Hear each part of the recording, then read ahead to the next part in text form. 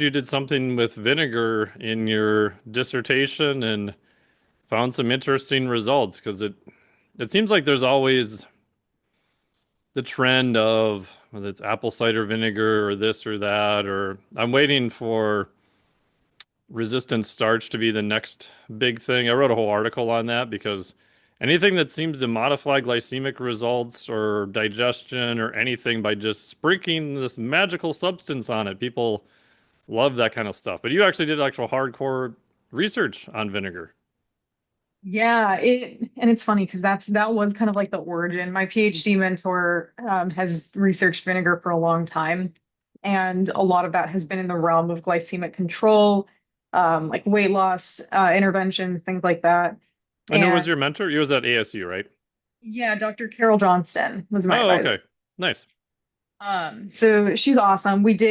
I was fascinated with the gut microbiome, gut permeability. That was kind of like my wheelhouse, specifically in response to different kinds of training interventions. And based on some interesting findings from sort of a pilot study that we did early on in my PhD, she suggested that we try incorporating vinegar Hmm. because it contains acetic acid, which is similar and quickly gets converted to acetate, a short chain fatty acid. The hypothesis was essentially that it would be like an exogenous source of these short chain fatty acids that could have complementary outcomes to what we saw in that pilot trial. So, yeah, essentially what we looked at is we exposed everybody in the study to a 12-week resistance training intervention, very basic concept of progressive overload within that. And then half of our participants received vinegar as the kind of supplemental intervention. And then half of our participants received basically vinegar pills, which have such low doses of acetic acid that they resemble taking vinegar because of the odor and because of like the way they, Hmm. but they don't have a clinically effective dose of the acetic acid itself, which Carol had seen in previous work that she'd done. So essentially half of our study population received that as sort of the placebo control. And we were looking specifically at the gut permeability outcomes and then potentially any relationship with mood and mental health outcomes. Um, we ended up not, the results were like not that exciting on that front, but we did see some very interesting, like, we had a few exploratory outcomes related to performance metrics that were interesting. So it seems like it warrants a lot more investigation per usual with these things. But yes, we got to study vinegar in a pretty novel application, so it was very interesting. What were some of the things that you found with it? Because I mean, I'm sure it's like anything else. You do one study, you've got smaller portions, and I don't know if your advisor was similar, but when I did my PhD, it was try to do one big project per se that you can write. I had to publish like three studies was a requirement, and then those three studies had to be related. That was basically then your dissertation, and you put it all together, etc. And along the way, you find all this weird stuff you didn't expect, and these other little rabbit holes. And so, did you find stuff that you're like, ah, if you squint at it, with one eye, it might be significant, but it's not really significant, and those types of things? Yeah, essentially. So, and I followed a similar format. We had options in my program where we could just do one big project, we could do more of a three-paper dissertation. So that was the structure I chose, and we kind of used that pilot study. We got two papers out of that. And then the final paper was sort of like this culmination project that we developed. Um, and yes, so our primary outcomes were not that exciting. As I stated, I think because of like the biomarkers that we chose, our population was healthy adults, and their baseline values for those metrics were already so low that we probably couldn't have seen anything, even if the intervention would have been sufficient to see something. Um, but we looked at performance related outcomes as well. So we measured strength using the Biodex system. And we did see, and this is not published, and I don't remember the exact figures, but we did see significance in some of the strength outcomes Hmm. for the group of individuals who were taking the vinegar and not the placebo. So everyone got stronger, as you would expect when you're following a 12-week strength training program. But the group that was taking Vinegar did get significantly stronger in a couple of, it wasn't in all of the tests that we ran because we ran a ton of tests on that Biodex system, but in a few of the key ones. Huh. And explain the Biodex for people who are unfamiliar with it, and why do we use? Because one of the criticisms of Biodex, which I like, I think it's a pretty cool system, is that, well, people don't really train that way. But explain why, what it is, and why would you use that in a research setting? Yeah, so it's an isokinetic dynamometer. So essentially, the way that it functions is you set a predetermined speed at which the individual sitting on this piece of equipment is able to move the resistance, and you can set it up in a number of ways. So we did knee flexion and extension. So we essentially configured it so it looked similar to a leg extension machine. Um, Therefore, we were able to test quad strength, hamstring strength in that position. And then we also did elbow flexion and extension. So we were able to look at like bicep, tricep related outcomes.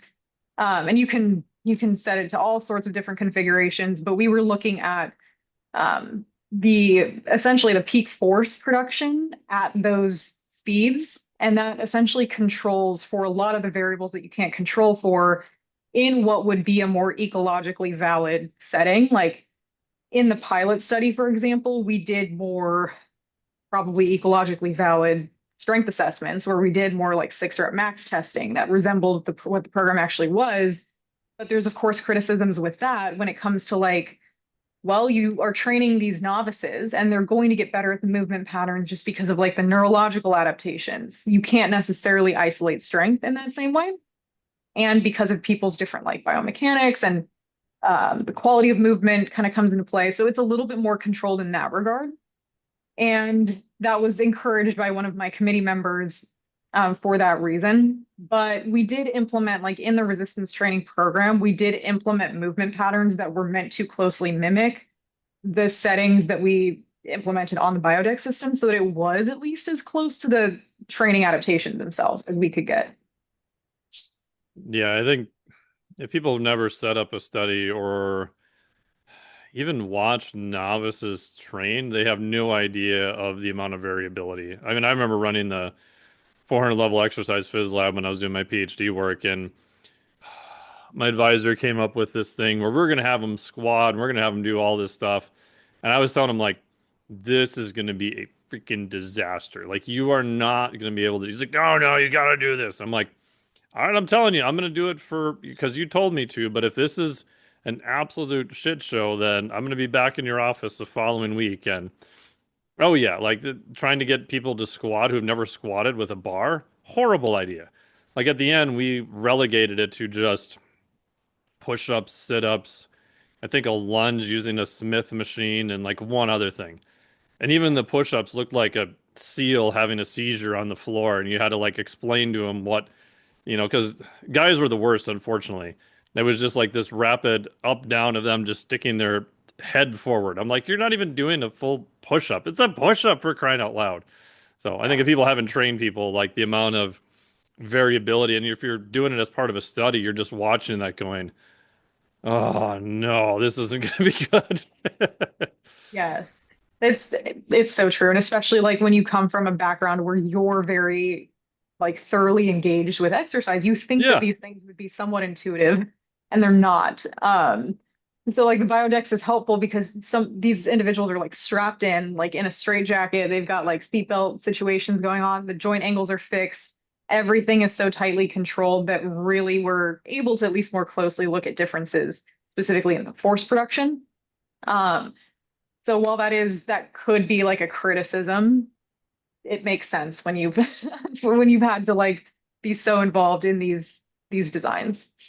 yeah. And it's a big thing where you have to pick, like, okay, am I going to try to isolate some of these variables? And if that's true, I'm probably going to use a freaking Biodex because there's almost no other way for them to do the movement. Like you said, they're strapped in, the arm's already moving, like the amount of variables or constraints is extremely limited, which is great because that means your data collection is probably going to be a lot cleaner. The criticism is that, well, people don't, use that mode of training per se, even though there's plenty of studies showing that if you have someone get stronger on that, it does transfer, it does show up on the Biodex. But if you try to make it a study where, oh, it's more valid to people going to the gym, the amount of variability you have is so high. You're probably getting average college students. You're probably limited to how many you can get. And, just statistics 101, if you've got a lot of variability and you've got 18 college students, you may not find anything. And then trying to get a journal to publish a null result, good friggin' luck with all that because most of them don't even want to look at it per se. Yeah, it's hard. Like designing, I didn't even know what I was really getting myself into with these. Nobody does when they start. No, and I like that's exactly, I got into this program wanting to do something that resembled the real world as closely as Yeah. possible. But then you're staring down this tunnel of a 15-week training study and you're losing people left and right and recruitment is a Yep. nightmare and you just can't anticipate all those things that are going to pop up. So some sacrifices have to be made, and that's just kind of like part of this process. Yeah. And I think that's good for people listening to know because when you're reading research, it's very hyper specific to the group, to the thing you're looking at. And no one study, no matter how good it's conducted, is going to give you all the answers you want. And who knows if that's even reproducible, right? So you have that whole issue on top of it. But it's a starting point, and without it, we have no idea of anything that's going on. And it's just this slow kind of plotting thing that moves forward. And this person looked at this, and maybe this person replicated it, and oh, this person did that. And you kind of have to read the tea leaves and put everything together with what you think is the best practice. 100%. And that's why we had some interesting findings for sure, but even I'm arguably the person who's most excited about that because I was the one in the trenches like conducting all the research and I'm people still ask me, as a product of that, like, oh, well, what do you recommend I do for vinegar and like how much do you recommend I take? And those are such big leaps. I'm not prepared to make any of those suggestions based on this pool of 12 people that we got to investigate in this specific context.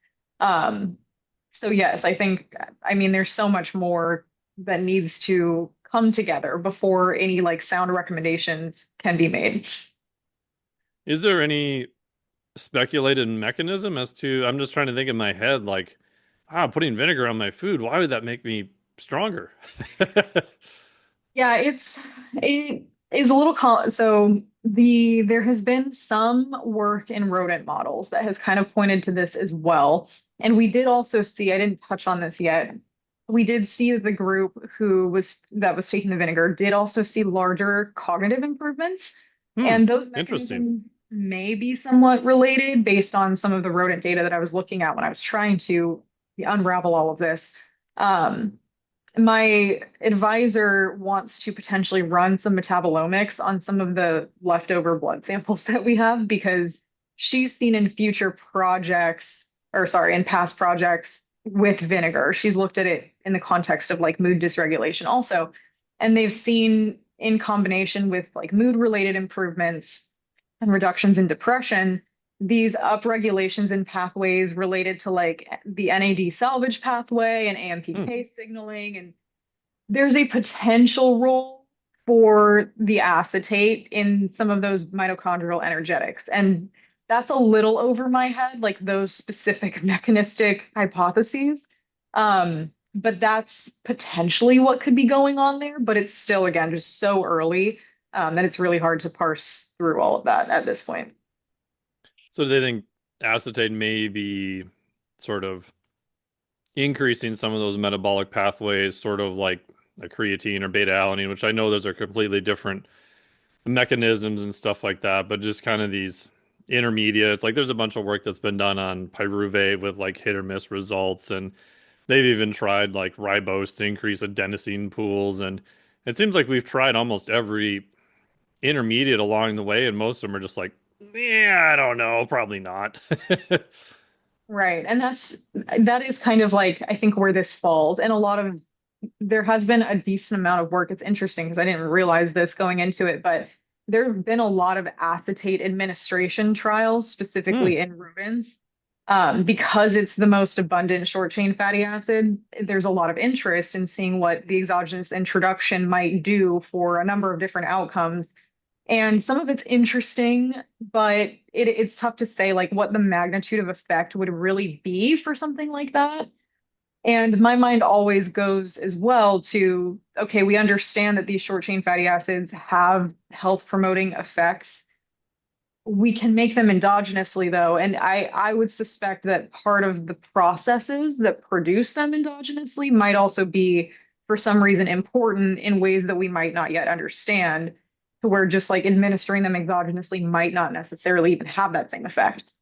So it's very, I'm sure, like I know butyrate has kind of been similar, where I think everyone's trying Yeah. to like to develop a product based off of these. Yep. And my conclusion is always like, let's just eat enough fiber and enough like diverse food groups that we can like optimize these processes as they would be happening anyway.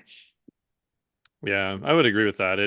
And then you add, I know you've looked at this too, like the microbiome on top of it. You're looking at younger, healthy people. Maybe they have the right amount of little gut bugs that the acetate or these short chain fatty acids like, and they secrete something that helps maybe the immune system or increase strength or who knows what, but that may not be reproducible in a non-healthy subjects or people who have, some dysbiosis or things like that going on too. Yeah, it does seem like the landscape of the individual microbiome probably has a huge effect on how all of these processes take place. So that just adds another layer of complexity because we also don't understand the microbiome itself very well at this point. So yes, it's tough to jump to any of those like concrete conclusions, despite everyone really wanting to know because it's a super interesting field. So we may not see vinegar as the next big ergogenic aid. I'm sure someone will sell it. I'm sure someone will. And I did find like I found one like cycling intervention where it was implemented. There was so little human data looking at vinegar as like a performance enhancing supplement. Um, I could see some people trying to sell it that way for sure, but I don't think it's to have that big of an effect. I mean, I don't think it's a bad idea to consume fermented foods, foods that contain pre and postbiotics. It's probably not going to hurt. Dietary diversity is valuable, but yeah, no, I would not say that it's appropriate to jump there yet. Got it. And did you look at glycemic response or any like glucose markers or anything like that also, or not in this particular study? Not in this particular study. It would have been interesting too. And we did have a master student who I helped out with a little bit that did a similar, she did a crossover study. It was small, I think like 10 or 15 subjects as well, where they use continuous glucose monitoring, but using the same vinegar protocol that I employed in my work, at least in terms of like the dosages. And those results were not, they weren't huge either. This paper was just published, actually. Oh, Um, nice. I can send the citation if it would be Yeah, helpful. yeah, that'd be But great. mostly what we saw with that was like fewer fewer glucose excursions. These were in adults with prediabetes, and there was no exercise component. So the vinegar itself, like it's again still like pretty early. It may have a positive impact, but that's also not as much like in my specific area of expertise. So some of the details I don't remember perfectly. Yeah, yeah, no, no worries. Like, it gives me flashbacks to a lot of the bodybuilding supplements that are still around, like the old glucose disposal agents, like vanadyl sulfate was one of them, which is also toxic if you take too much of it. And I could never wrap my head around, okay, so it's a glucose disposal agent, so it's supposed to be what? Putting more glucose into the muscle, but we know the muscle can only hold so much glycogen, so I could never get anyone to explain to me what the hell a glucose disposal agent is doing. And if it is lowering glucose, where's the glucose going? Are you just pissing it out so it disappears out of your system? Or like I don't know, the whole story around that just never made any sense to me, I guess. Yeah, I know. Yeah, and that's definitely not a question that I can personally Yeah. answer either. I think the bodybuilding community is willing to do crazier things than I Oh, they'll am. do anything. So That's usually like where I end up falling with any of those kinds of questions. On a related note, you're not big into peptides, I know. I saw your little rant on it, so I just had to throw that in there. Yeah, that's funny. I mean, it's Did you get just lots of funny. hate mail for that? Because I get hate mail from both sides now, because I'm not totally against them, but I think they're way oversold, way out over their skis in terms of the actual data. And it's just this mechanism, and oh my God, well, this has got to work in humans. It's like, you know how much shit's been done in rats that just never transfers to humans? Yeah, I think like generally speaking, it's like the wild, wild west. Now, I'm definitely I'm looking at it from the outside. I don't engage with that literature whatsoever, but I agree. It's like it's another one of those things where it's like this huge, crazy uptick in people. It just always blows my mind. Like if I think if 10 years ago someone told the public that this many people would be willing to inject themselves with Yeah. these compounds, Yeah, that still everyone would boggles be my mind. yeah. It's and I get that I think we've kind of been like looking for something like this for some time, and it seems like now the magic pill to people, so maybe that is helping them overcome whatever reservations they may have had. But it's crazy to me just how easily all this was adopted. Um, and it is funny because I think just like as a professional that's kind of in this space, people come to us with these questions. I don't know why they're asking me. I don't know anything Yeah. about nor my medical doctor. So that's what that reel was referring to. Yeah, I mean, I have used them under the guidance of a physician off and on, mostly BPC 157 and thymosin beta 4. And I don't know, like some of the clients I had, they're like, oh my God, this was the greatest thing we've ever done for my ankle, shoulder, whatever, like 60%. But then like 40%, like the same doc at the same time, same source at the time, which unfortunately doesn't exist anymore, different conditions, generally healthy people. They're like, I don't know, I didn't see any difference, like nothing. And I'm like, how is it such a bipolar weird response? And again, super small numbers, n of, maybe a couple dozen, whatever, different things, knee pain, shoulder pain. There's a whole bunch of variability with it. But the thing, like you said, that blows me away is people are injecting these. That's the part that I find that used to be only the crazy bodybuilder type people. But do you think with GLP-1s, which up until recently were all injectable, that injecting peptides has just become more normalized because of like GLP-1s? I feel like probably, and That's my guess. I don't know. It's just an opinion. that would be my guess. And especially, I'm sure social media has played a role in this too, because I know Oh, I for see sure. like I see reels of people injecting themselves with these Yeah, compounds. like on the video themselves, I'm like, here's my needle, and I'm like, what the hell am I watching? And this is like mainstream. It's crazy because yeah, I feel like again, like a decade ago, everyone would have been shocked to see that kind of thing posted on the internet or to even imagine injecting themselves with something that feels very extreme, but now it doesn't for some reason. And I feel like that normalization has probably occurred for a number of reasons, but I feel like social media is probably part of it. GLP-1s are probably part of it. Who knows what else? Yeah, I had a client who, not under my advice in this particular case, he tried everything for his knee pain, and then on his own, which you love it when clients do stuff and don't tell you about it until after the fact, which is great. I'm like, bro, you could have just asked me. I could have at least tried to give you some semblance of, where to go, what to look at, etc. Obviously, I'm not their physician, but he's like, yeah, all of a sudden my knee pain got better. And I'm like, I said, well, what happened? Like, what was different? He's like, well, I got some peptides from this guy and I didn't reconstitute them right. And so I realized later I injected like 10 times the dose of what I was Oh supposed no. to. And he's like, but my knee pain's better. I'm like, oh my God. That's you see, that's like that's where I get nervous. Yeah. And I'm like, you're doing what? Yeah, these are like if my thought process is always like if it's powerful to have an effect where if it's powerful enough to have an effect that's large enough that it's worth taking, we should probably be like somewhat careful Yeah. through them where we're sourcing them, those sorts of things.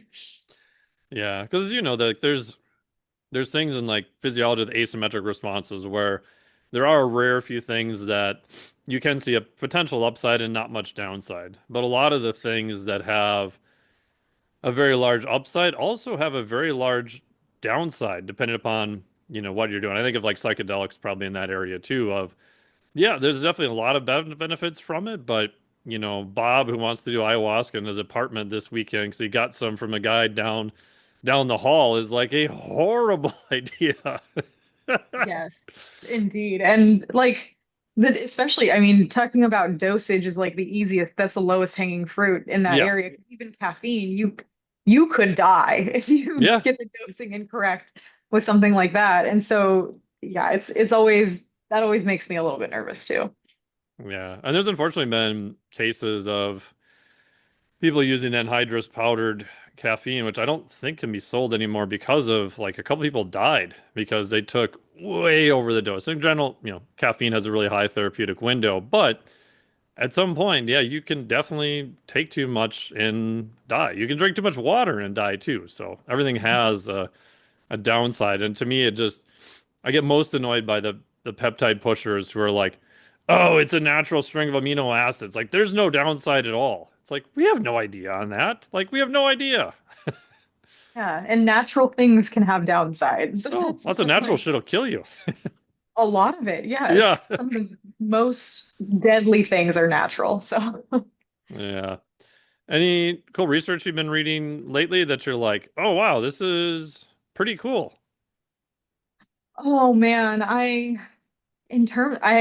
reading research lately, I'm digging back, I'm diving back into a lot of it now because as you can imagine, like during the semester, I was grading, I was Yep. teaching, I was engaged with the literature in that sense, but not necessarily reading a bunch of new stuff. And now I'm trying to get a couple of manuscripts out this summer, so I'm diving back in. Um, but let me, I mean, I'm partial to like the microbiome stuff because that's the area that I fell in love with in my master's Yeah. program. But I keep like reading more about, writing more about. Um, that's what people keep asking me about. So as that landscape continues to evolve, I'm really intrigued by the dynamics between the microbiome and athletics, performance, exercise, what have you. And I think there is some really interesting stuff kind of coming onto the scene with like specific bacterial strains being helpful for performance for different reasons. Um, I think bacteria are just so cool and underrated in general. Like there are potential strains that can consume lactate that can like convert these different byproducts into other byproducts, and those processes right now are so poorly understood that I'm really excited to continue seeing that come out. But even like outside of our space, like there are bacterial strains I believe that can consume plastic now. Like Yeah. those sorts of developments I think are absolutely fascinating. So that's kind of where all of my interests on my minimal amount of free time tends to be directed. Awesome. And I know you work with clients too. Do you do any like kind of gut testing of any form? I feel like that's another area that's been oversold by quite a bit, although I feel like it's gotten a little bit better. But I remember like 3 years ago pinging a friend of mine, Dr. Sarah Campbell, who has been on this podcast, will be on here again, asking her about this company claims to be testing this, and this at like, $200, $300 price point. And I'm like, this is outside my wheelhouse. I'm not an expert in this, but I have a hard time believing they're losing massive amounts of money to do this or found some magical way to get this testing. And then the report you got back, because I had a client who did this and paid for it, didn't tell me, sends me the report and it says, yeah, I shouldn't be eating broccoli and carrots because of my microbiome. And I'm like, what the? Like, we are so far away from being able to tell you individual foods. But again, I get it why people are drawn to that because if there was a test that was 100% useful and told me that, I would take it tomorrow. But I just think Yeah. we're so far away from getting to that point. I think we are too. And I personally I've never offered gut testing directly for that sort of reason among others. I've looked at them also, like I've seen reports, and there are definitely some clinicians, like dietitians who work in this space who see them all the time that I think Sure. can draw some useful conclusions from some Oh, of for those. sure.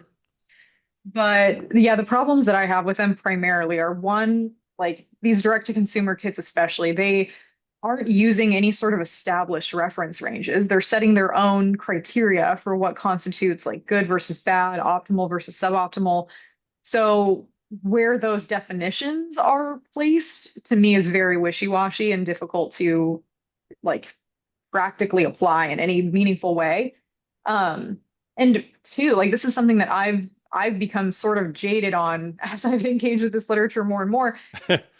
When it comes to like fecal sampling, that's the best that we've got right now in terms Yep. of testing the microbiome, but it might not be telling us what we think it's telling us either because we're capturing a snapshot of the end product. We're not actually like biopsying the colon. We're not actually getting a true picture of what's happening in the microbiome on an ongoing basis. We're kind of just seeing this output that may or may not represent what's going on internally. So that is tricky to me, and that's why I like in my research I didn't do any of that. What we looked at instead were more permeability based outcomes, more functional outcomes related to how the gut is operating as opposed to what the gut itself looks like. And while there definitely is value, especially in a research setting, as we try to understand these dynamics better and better in characterizing the gut on an individual level, but in practice, I think there's so much more information that can be gleaned through easier means than testing the gut. I think that would be like my absolute last resort if I could not come to reasonable conclusions in other ways. Yeah, and I've used some of the like the GI effects, and I'm looking at using Tiny Health and some other companies. And again, I think it's interesting. I think in some cases it has been super helpful, but rarely do you find a case where the person was completely asymptomatic. Their gut testing comes back absolutely atrocious. You make a change, and they're like, "Oh my God, I feel so much better." Like those cases exist, but so often than not, it's like I just send them a legitimate, like verified questionnaire. And most of the time you can get what you need off of that. Because I'm like, even if we get to the point where gut testing is super inexpensive, everyone's going to want to play with their poo and keep it in the refrigerator and send it in, which I did that. And I told my wife after the fact I had done and stored them in the fridge for like 5 days. Smart. But I'm going to do, and I don't know what your thoughts would be, some type of rotation. Like, okay, I'm going to pull out gluten for a while. Let's pull out dairy.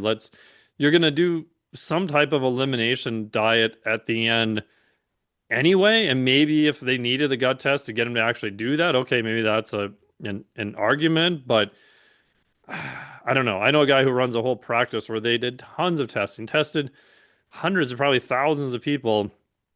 And he's like, yeah, I don't really use them much at all anymore because I can get to almost the same end result now that I did with the testing and save them a ton of money at the same Yeah. time. And the testing wasn't always telling us 100% what we wanted to find anyway. Yeah, that's kind of where I would land also because when you're dealing with someone with gastrointestinal symptoms, if you're getting those test results back, what are your recommendations going to be? A lot of the time, they probably resemble what you would do based on symptoms, or they Hmm. resemble each other quite considerably. So, yeah, I think like an elimination diet is a much more practical way of parsing through a lot of this. And I've seen this time and time again too. I think stress has a much bigger impact on GI Oh, for symptoms sure. than we realize. Yeah. And we always immediately want to point to food. Everyone does. I've been guilty of this myself, assuming it's an allergy or an intolerance of some sort. And lo and behold, it tends to oftentimes parallel some significant life stressor that maybe popped up or some physiological stressor that's new. And I think it's easy to almost like really miss the forest for the trees with this stuff when we're trying to be so meticulous with the testing and with like isolating specific foods. Yeah. I mean, I made the mistake early on too, where one person in particular, we could not figure out his gut stuff, could not figure it out. Sent him to another person. They could not figure him out. Sends him back to me. And I started looking at him one day and going, ah, your HRV scores have been dog shit like this entire time. And I'm like, oh, like what happens when you're stressed? Oh, shocker. You divert blood flow from your gut because your body thinks it's going to run from a lion or whatever. Maybe that's part of it. There's probably a lot more, up the chain, down the chain changes there too. But we did a ton of work on his stress level, got his HRV scores a lot better, and yeah, miraculously, all of his gut problems went away. Yeah. And it's crazy because I've seen that so often too. And you have to also be careful with like the way that's communicated because I Oh, find for that sure. client on the other end hears that and they think you're saying it's all in your head. And that's Right. absolutely not the case. Like there are measurable things going on. But I went through the same thing. Like in the first year of my PhD, I was losing my mind trying to figure out what was causing these GI issues. I was logging all my symptoms and all the ingredients that I was eating leading up to them. And it was just the first year of my PhD. It all went away. Do And I felt really silly at the other end of it when I couldn't put that together on my own. you find it ironic doing a PhD in, like exercise physiology and performance area, all that stuff is probably the most unhealthy thing you can do for yourself? That was my my ironic takeaway at the end of it. It's like I'm living on caffeine power naps in the back of my car at 9 in the morning and sleeping in the lab and realized, oh, this is pretty horrible for your health after 5, 7 years of doing this shit. 100%. It's like a genuine act of self-sacrifice to do these kinds of things because yeah, your ability, like I was maximally max, I was training like 2 to 3 times a week, like at that stage, not sleeping whatsoever. Stress was through the roof. I'd be lucky if I got like one real meal in across a day. And then you're guiding people on all these things that you're absolutely failing at personally, and it Yeah. does. But like what's happening here? This isn't supposed to have this impact on me. Yeah. And you, in addition to being doing a PhD, you also did your RD, so you're super crazy. Super crazy. It kind of ended up I did the ISB pathway, so it was what that Explain refers that. to. So it's what does it stand for? Individual supervised practice, something or another. Essentially, what it's designed for, because the academy wants more PhD RDs. Specifically, I think working in academia is kind of the Yeah. idea with that. And so, as a means of sort of encouraging that pipeline, anyone who has their PhD can sort of fast track aspects of the RD credentialing Oh, process. nice. So I still had my undergrad was in dietetics. I still completed all the coursework that was required, but what they essentially do is they allow you to fulfill certain competencies to sit for the exam with experiences that were acquired during your PhD training. Oh, Um, very cool. so you get to sort of like make up some of the hours that you would normally have to spend in an internship rotation. So what that looked like for me was finishing my doctorate, and then I did like a compressed internship because I mostly just needed the clinical rotations. Hmm. Knocked those out, and then that summer I just took the exam and tried to get everything done as efficiently as possible. But I'm glad that I did. It was worthwhile to just to have both because it does also increase. Now I'm able to teach courses that only dietitians are permitted to teach, which was kind of my goal in that process. Yeah. I looked at doing it briefly, but back when I was doing it, you had to do all the RDs are gonna hate me, but they had to do this, like the home ec rotation.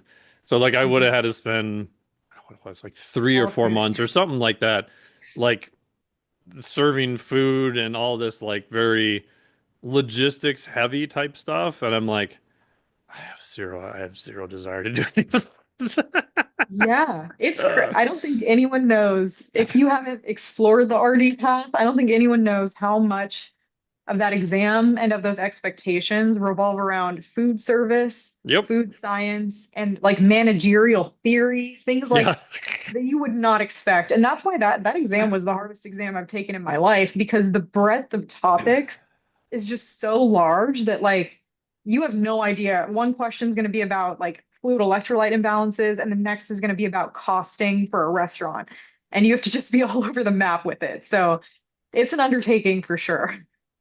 Yeah, and I'm glad it's better because to me it's like everything else has become more specialized. And so, now we have RDs who just specialize in sports nutrition. And, one of the first books I ever read was from my good friend Susan Kleiner, who's a PhD RD. My good friend Lonnie Lowry is a PhD RD. There was people who had been doing it, but they had to suffer through all this other stuff that at the end they were never using at all. And I think that's unfortunately pushed a lot of people out of that field, although it's getting a lot better now. So I think just allowing people to specialize more. Okay, I just want to do clinical. Great. I want to be an in-hospital RD. Great. You can take more of the clinical stuff, or I want to work more with athletes, or I want to work more with the general population. Like, to me, it just makes a lot more sense to gear it towards the end result of what they're wanting to do instead of just forcing everyone through like the same old school curriculum from like 1975. Yeah, that I totally agree. That field, like it needed and still needs some work in terms of how professionals get to move through those steps because it is tough. There's the master's degree requirement now that's like Yep. new in the past few years.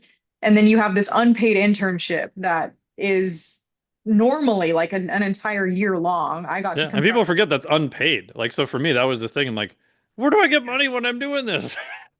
unpaid and full time, like Yeah, 8 to 5, 8 to 6, sometimes PM at a hospital.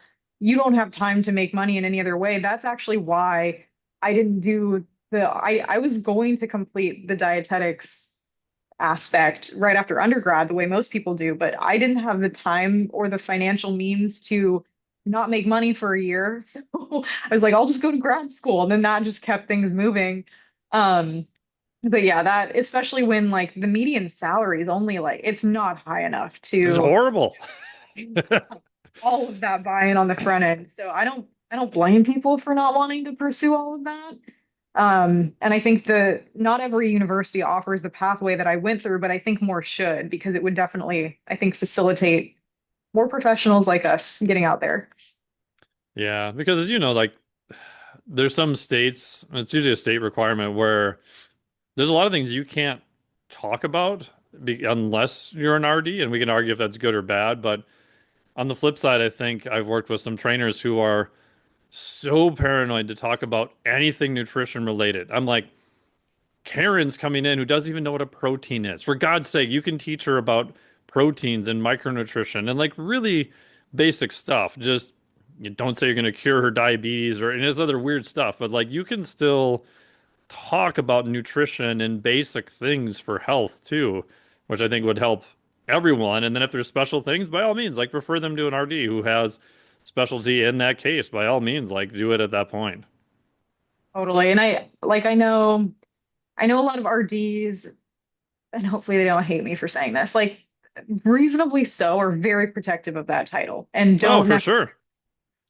personal trainers to be giving nutrition advice. But like we all can recognize the fact that there's some nutrition advice that we could have given a semester into undergrad that we didn't need Yeah. this career to be able to provide.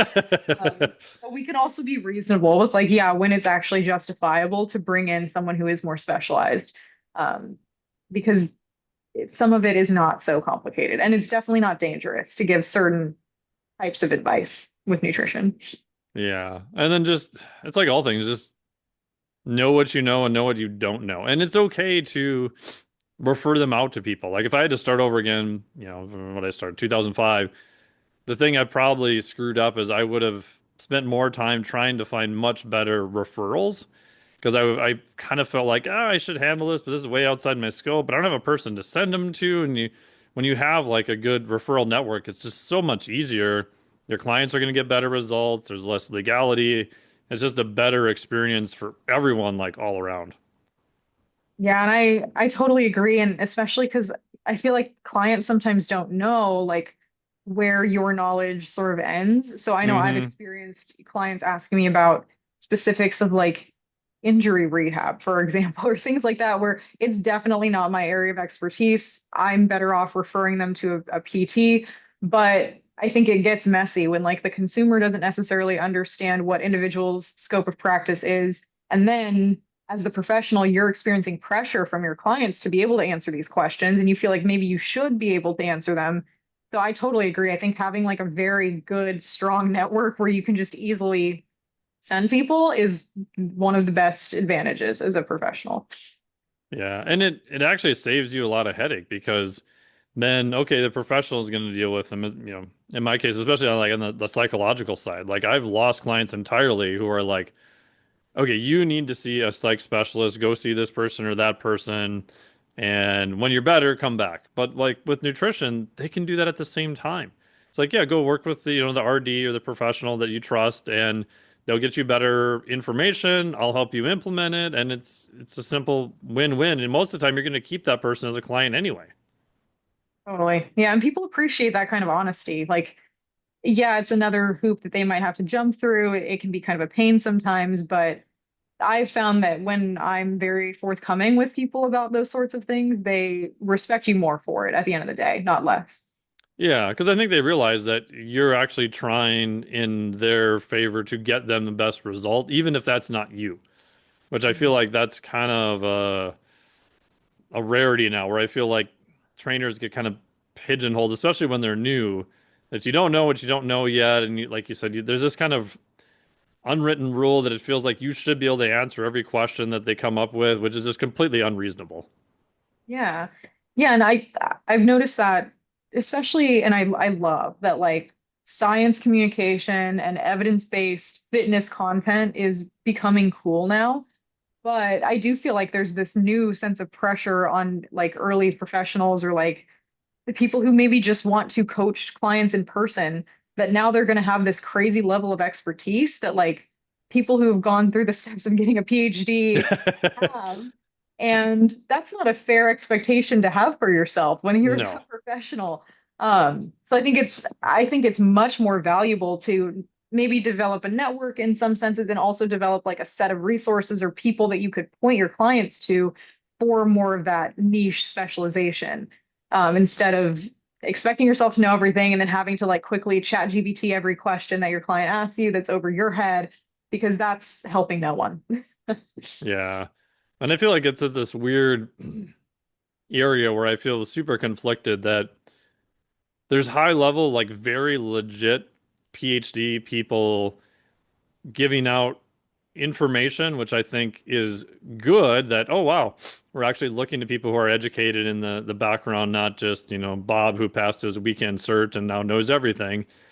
But the other part that also just bugs me, and I know you work with clients, I obviously did a PhD RD, is that some of these people, and some of them are my friends, they've never trained a single fucking soul in their life, and they're giving direct, it's usually exercise advice that pisses me off the most. That is it valid by the research study? Yes. Is it something the average person is going to be able to do and execute?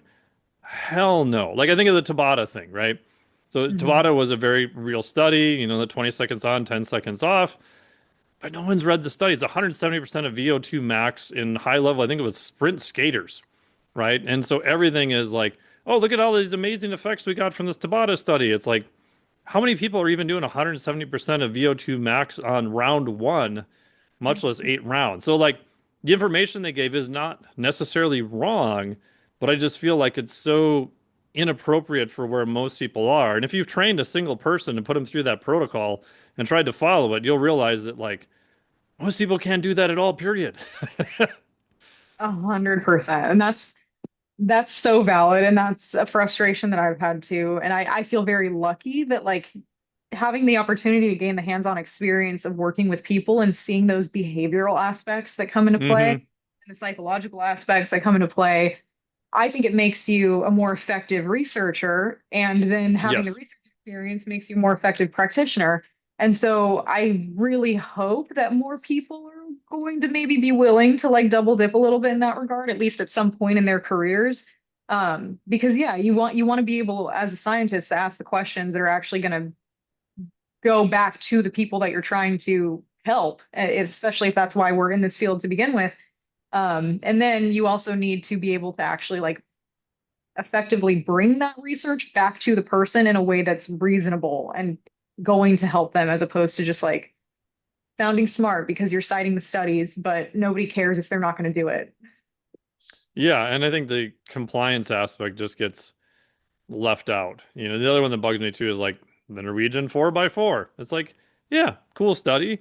But you have to take the principle away from that, that, yeah, exercising maybe around 4 minutes at VO2 max is helpful. But again, how many people on day one are going to make it through 4 rounds of that actually at a legitimate output? Like almost no one. Again, valid study, like the principle is true, but you don't know how to make that applicable to that person so that they can actually do it. Because I've lost track of how many people have come to me and they're like, yeah, I tried doing this thing. I did it for like 4 weeks or 5 weeks and I didn't see any results. And you look at their output and it's like round one, pretty good. Round two, yeah. Round three, like 50% of your output of round one. They're like, oh, but they told me to do 4 rounds. It's like, ah.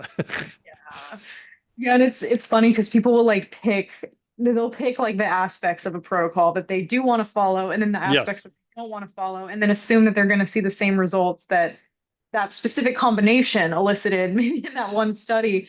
And it's funny because it's problematic on both sides because then like the academics, we tend to get in this headspace where it's so easy for us to geek out on these things and think that, oh, this is so cool, this finding's so interesting. But at that point, we're just like bouncing off of each other and like our Hmm. own this echo chamber that doesn't actually ever have any relevance in the world at a certain point other than just being cool.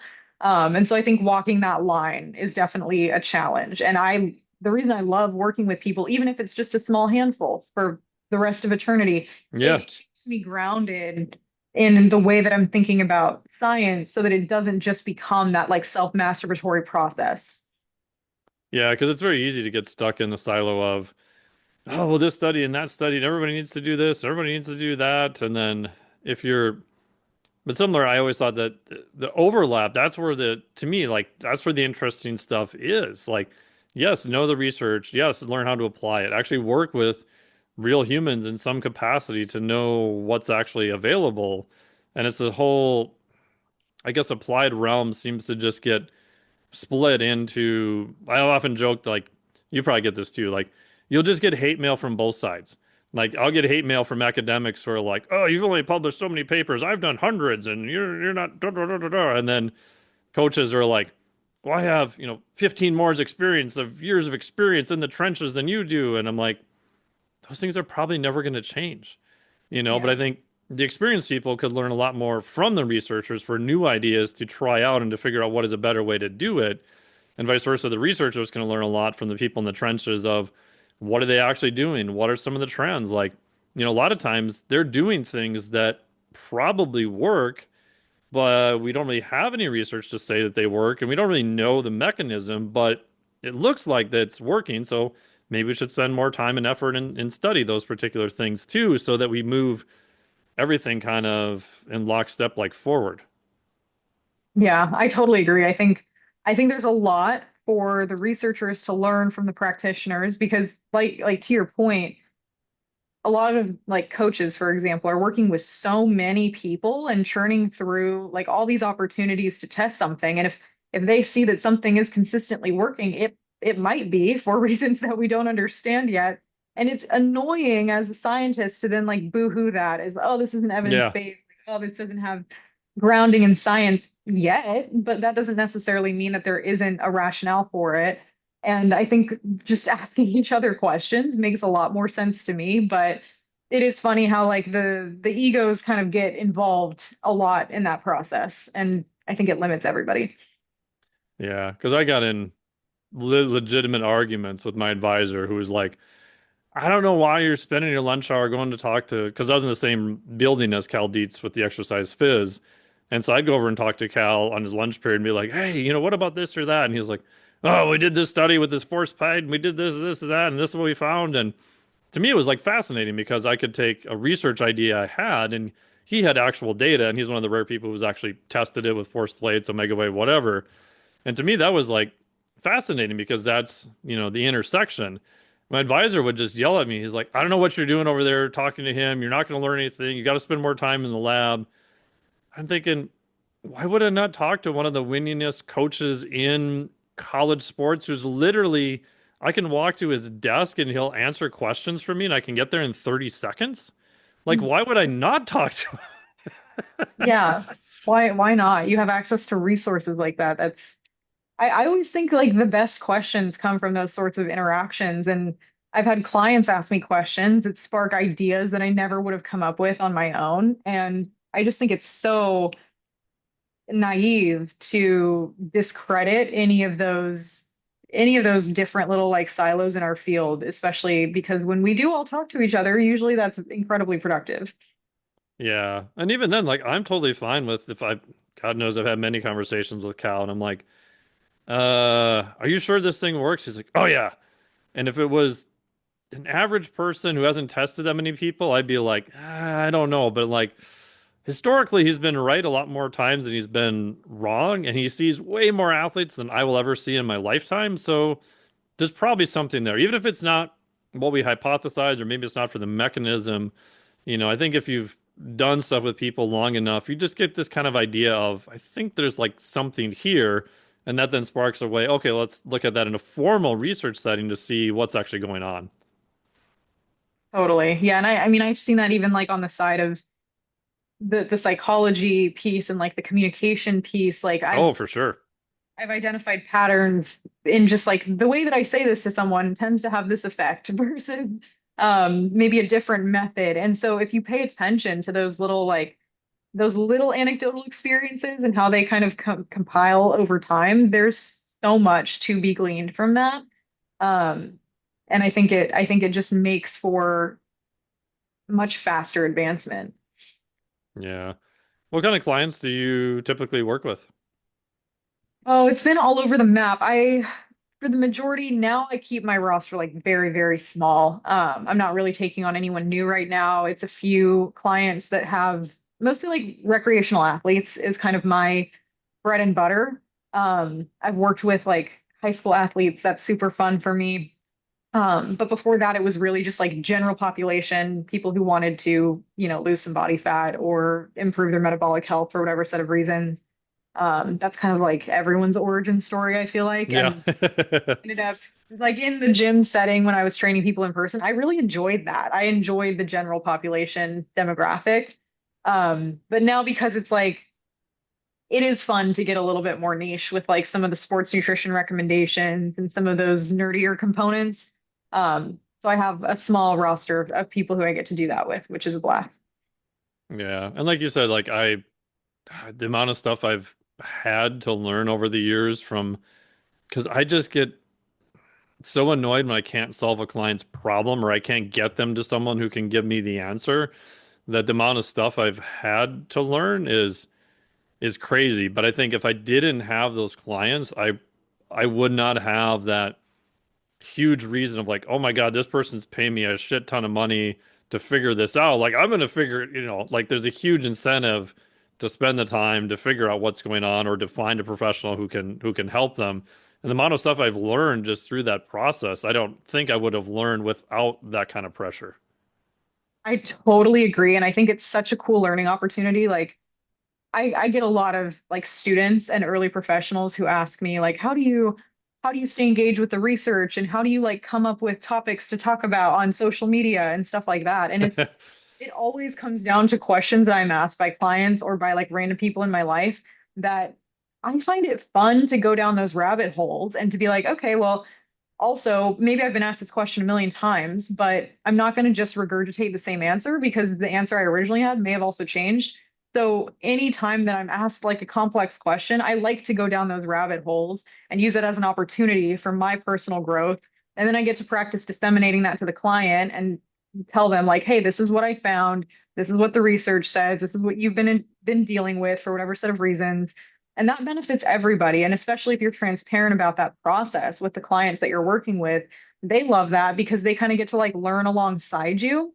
And I think there's just a lot of value in that entire process, and more professionals would probably benefit from using that as those kinds of opportunities instead of like panicking or thinking that they have to have a perfect or like coming up with some answer on the fly that they end up, fixating over because it was wrong for like years to come or that sort of thing. Do you find a lot of I've noticed this myself, like the harder cases I have are always overlaps of like two or three areas. Like I think we're kind of beyond I don't want to say simple answers now. It's almost like in research. Like the simple questions have already kind of been answered, like the difficult ones have not. And so I'll typically see someone who's got high stress, poor performance, and their gut's a mess. Or I have one person who huge autonomic issues, blood pressure regulation, tons of workups, echoes, all sorts of stuff. But no one was able to look at all those things and how do they fit together, because a lot of times they'll go to a specialist and they're like, oh, you're fine. They go to the next specialist. Oh, you're fine. They go to the next specialist. They're fine.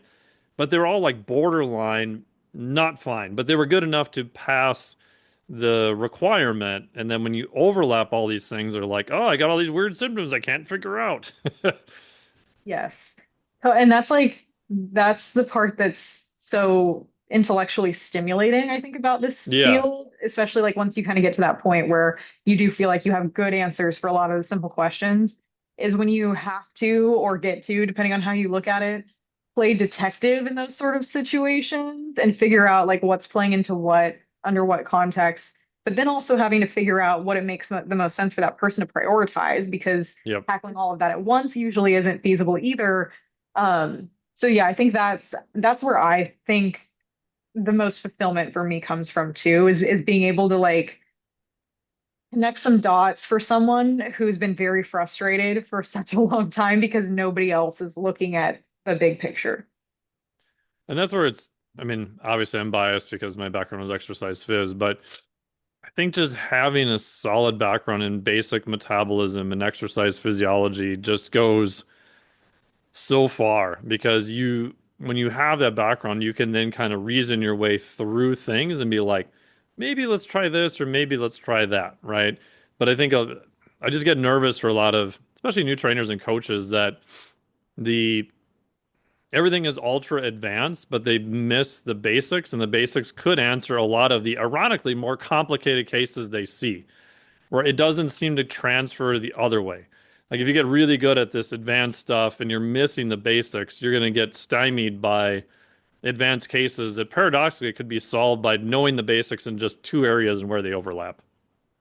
That is such a good point. And I do think a lot of, and I get it, especially like a 21-year-old's brain is not necessarily going to think through all these next steps, but like, No.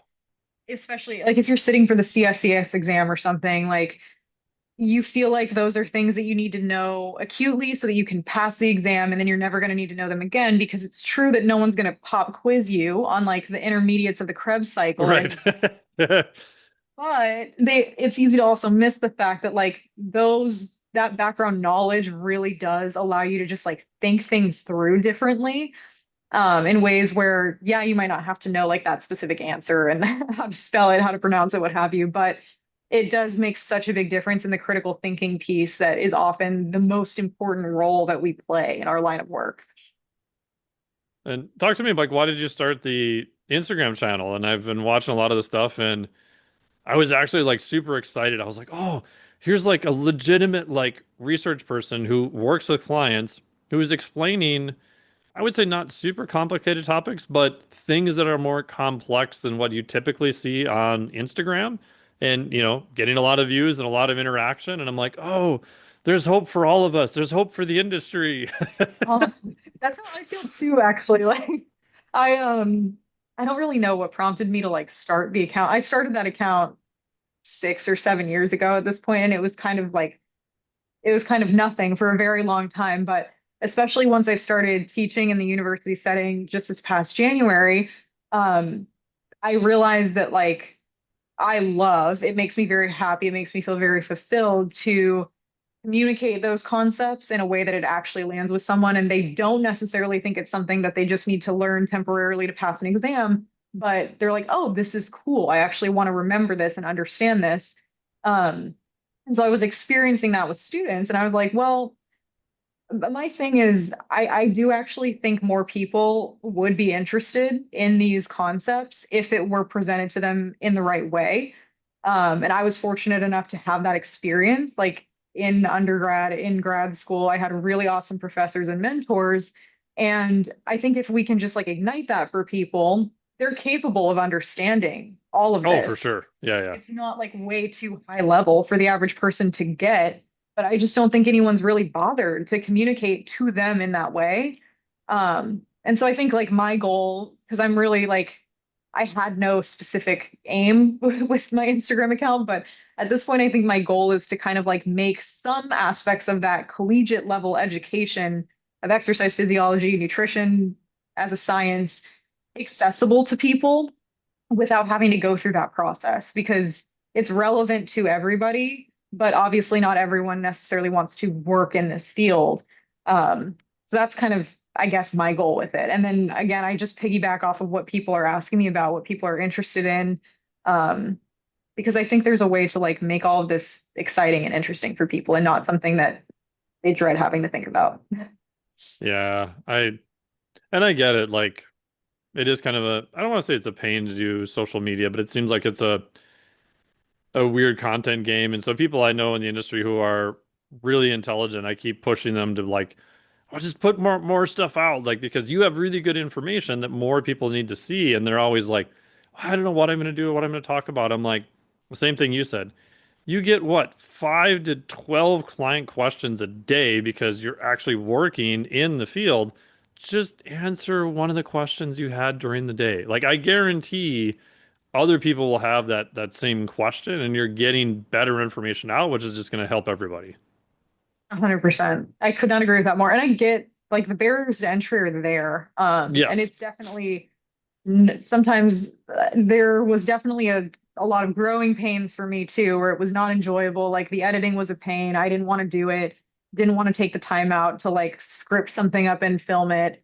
But you kind of find your style of communicating. And I think if you're pretty authentic to what comes naturally to you, it can actually be a much like lower effort process than you may be making it out to be in your mind. But it is like my friend Alyssa spoke about this today or yesterday. It might have been like it is tough to convince people in academia, especially, to just do more like unpaid work, is what it really Oh is. yeah. Good luck with all that. We don't have time. We don't have free time. Like Yeah, we're yeah. already doing so much beyond what's in our job description. Like I understand that's very legitimate. Um, but I do think there's tremendous like professional opportunity. I think I've made like some incredible connections through social media with peers, and I've gotten to collaborate on a lot of cool projects and like speak to bigger audiences because I've been willing to do some of that. So I think there's definitely Hmm. a balance to be struck where everyone can benefit if you're willing to kind of get past some of those growing pains.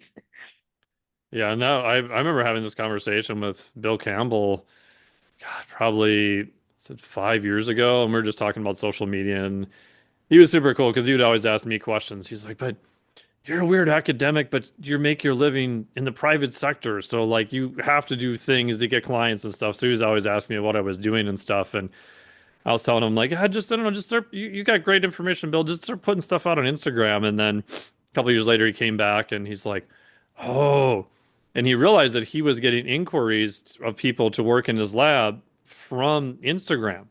And we had a conversation maybe 3 or 4 years ago, and I'm like, we both kind of agreed that if you're an academic, like it should almost be part of your job now because in terms of especially if you're, one of the department heads, like you're in charge of enrollment, you're in charge of funding, and if you can't get students to show up in your lab, you're not going to have a lab.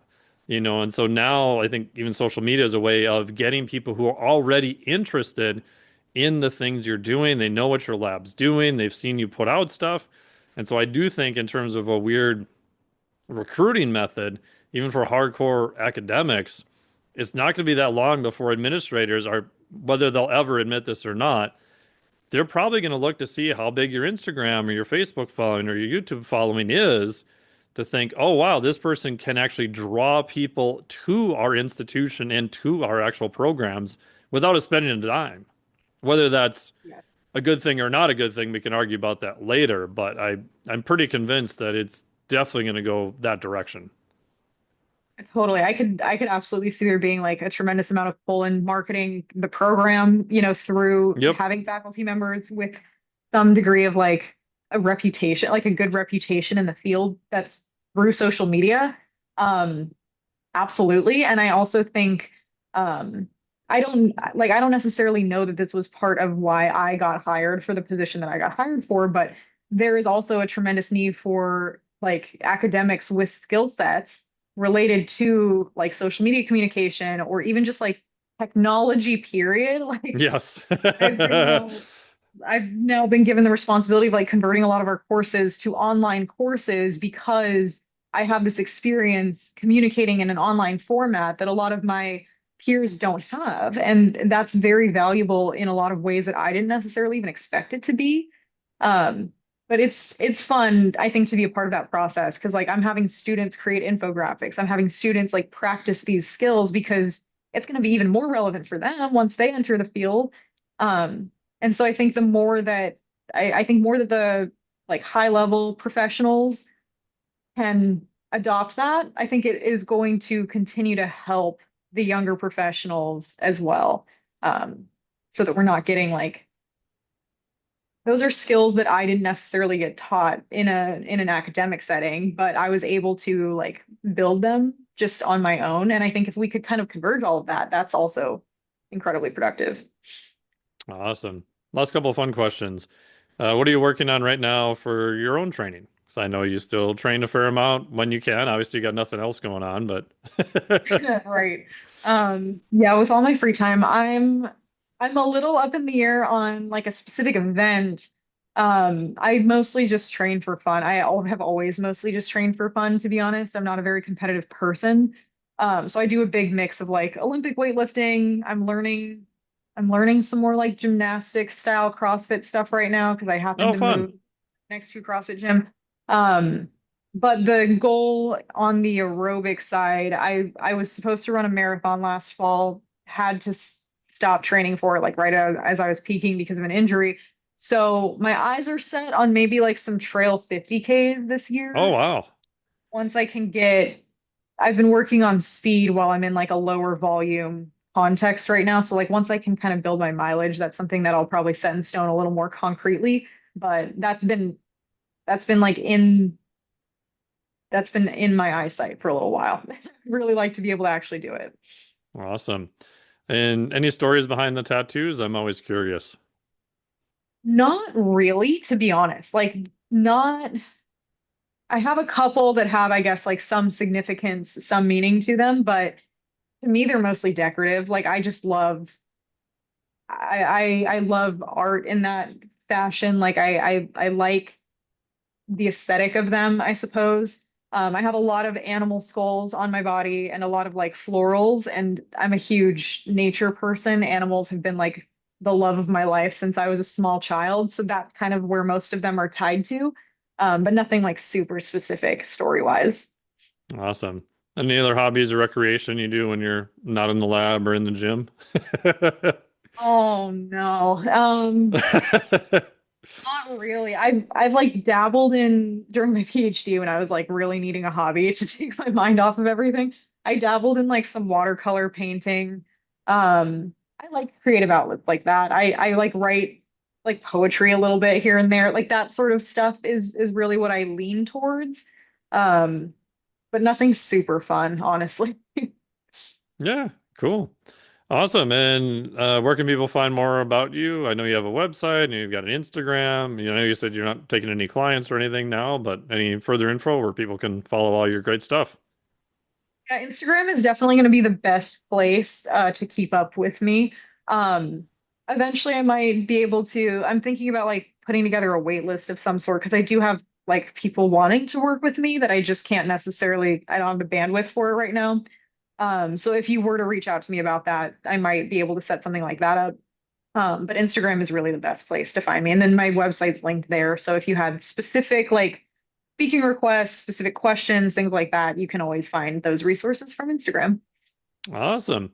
Well, thank you so much for sharing all your research and everything you got going on. And I appreciate all your education and all the wonderful stuff you put out. It's been awesome. So thank you so much. I really appreciate it. Thank you.